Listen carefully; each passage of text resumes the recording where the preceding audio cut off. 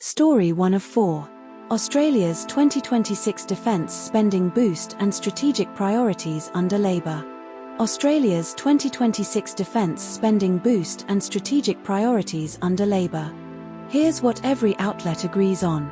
Australia's defence spending will increase by $53 billion over the next decade, with an additional $14 billion over the next 4 years. Defence Minister Richard Marles announced the 2026 National Defence Strategy, NDS, and Integrated Investment Programme, IIP, at the National Press Club on April 16, 2026. Under NATO methodology, Australia's defence spending is projected to reach 3% of GDP by 2033, up from 2.8% currently. The AUKUS nuclear submarine program spending over the next decade has increased from the $53 to $63 billion range, 2024, to $71 to $96 billion, 2026. The government will retire Australia's 10 C-27 Spartan aircraft to save $5 billion over the next decade, redirecting funds to higher priorities. But not all outlets told the same story.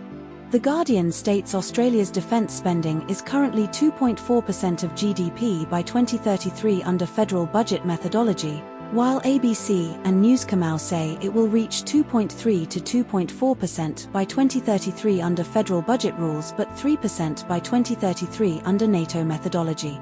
The Guardian claims the AUKUS cost estimate remains at $368 billion, while ABC and Newscomau do not explicitly state this figure, focusing instead on the $71 to $96 billion decade-long spending increase.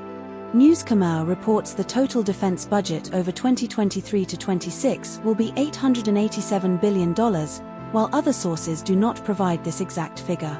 This story was covered by ABC News, The Guardian, news.com.au, and SBS News. Story 2 of 4. BBC announces major job cuts and financial restructuring amid funding pressures. BBC announces major job cuts and financial restructuring amid funding pressures. Here's what every outlet agrees on. The BBC plans to cut up to 2,000 jobs, affecting about 10% of its 21,500 staff. The job cuts are the largest in more than a decade, with the last major round occurring in 2011. The BBC aims to save £500 million, approximately $677 to $945 million, over the next 2 years, equivalent to 10% of its annual budget. The BBC's licence fee increased to £180, $340, annually on April 1, 2026, up from £174.50. Former Google executive Matt Brittin is set to take over as BBC Director General on May 18, 2026. But not all outlets told the same story. ABC states the BBC needs to save £500 million, $677 million, over 2 years, while also mentioning $945 million in the same paragraph, but Guardian does not mention the $945 million figure. ABC says the bulk of cuts will be made in the next fiscal year beginning April 1, 2027, while Guardian states the 10% budget cut target is over 3 years, not explicitly tied to a single fiscal year. ABC mentions the BBC faced substantial financial pressures earlier in 2026, while Guardian attributes the pressure to a rapidly changing media market and streaming competition without specifying an earlier warning. This story was covered by ABC News and The Guardian. Story 3 of 4. Man found not criminally responsible for fatal hospital attack on 80-year-old woman due to mental illness. Man found not criminally responsible for fatal hospital attack on 80-year-old woman due to mental illness. Here's what every outlet agrees on. Richard Polun Lim, 31, attacked and killed 80-year-old Samira Kamaleddine at Bankstown Lidcombe Hospital on January 4, 2024, by choking and punching her in a bathroom. Lim was found not criminally responsible for the attack due to a psychotic episode and likely schizophrenia, as ruled by Justice Edward Muston in the NSW Supreme Court on April 16, 2026.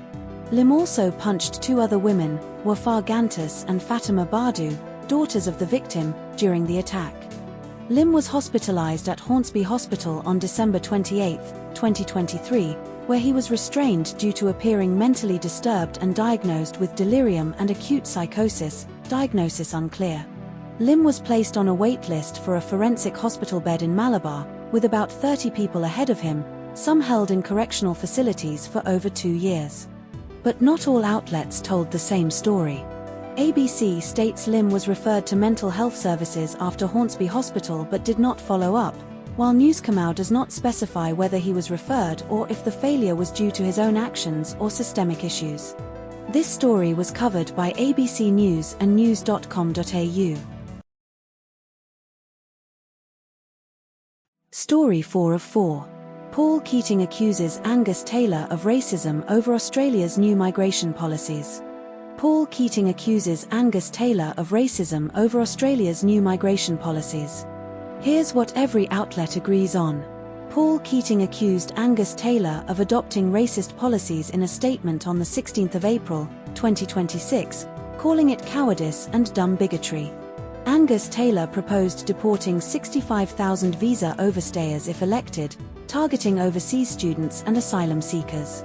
Taylor stated that migrants from liberal democracies are more likely to integrate into Australian society, while criticising those from fundamentalist, extremist, and dictator-run places. Around 1,500 Palestinians from Gaza have arrived in Australia since the October 7, 2023 attacks, with 2,500 to 3,000 visitor visas granted to Palestinians during the same period.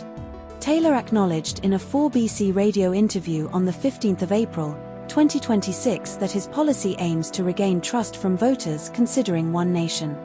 But not all outlets told the same story. News Kamau states Taylor warned that migrants from liberal democratic countries were a better fit for Australia, while The Age frames this as people from liberal democracies were more likely to integrate, with no direct quote from Taylor in The Age. News Kamau includes a direct quote from Taylor about Palestinian refugees being a national security risk, but The Age does not repeat this exact phrasing or focus on Gaza specifically. News Kamau mentions Taylor's policy launch included John Winston Howard, but The Age does not reference this detail. This story was covered by news.com.au and The Age.